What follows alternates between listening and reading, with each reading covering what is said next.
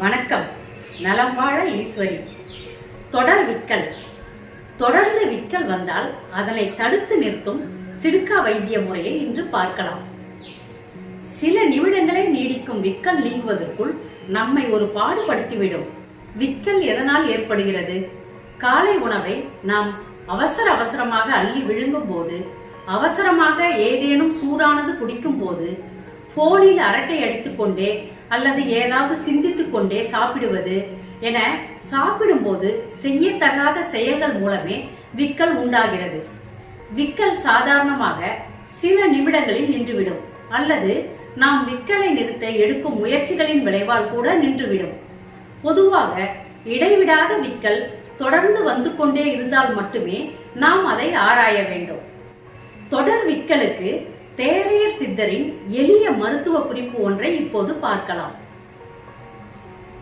8 திப்பிலி, ஈரைந்து சீரகம் கட்டுத்தேனில் கலந்துண்ண விக்கலும் விட்டு போகுமே, விடாவிடில் நான் தேரனும் அல்லவே. விக்கல் தொடர்ந்தும் அடிக்கடியும் ஒரு பிடி சாப்பாடு உள்ளே போனதும் வந்து கொண்டே இருப்பதற்கு சிலர் எத்தனையோ மருத்துவ முறைகளை முயன்றும் பலன் கிடைக்கவில்லை என்றால் இந்த முறை நல்ல பலன் தரும். முயற்சி செய்து பாருங்கள். 8 திப்பிலி 10 சீரகம் எடுத்து, அதாவது சரியாக எண்ணி எடுத்துக் கொள்ளுங்கள்.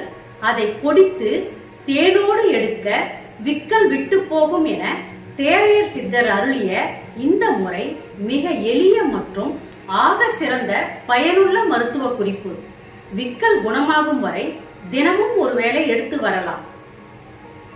விக்கலால் அவதிப்படுபவர்கள் 8 திப்பிலி 10 சீரகத்தை உண்டு விக்கலுக்கு ஒரு முடிவு கட்டிதான் விடுங்களே. இன்னும் பல மூலிகை பலன்களை தொடர்ந்து பெற நலம் வாழ ஈஸ்வரி சேனலை சப்ஸ்கிரைப் செய்து இணைந்திருங்கள். என்றும் நலம் வாழ ஈஸ்வரி. நன்றி, வணக்கம்.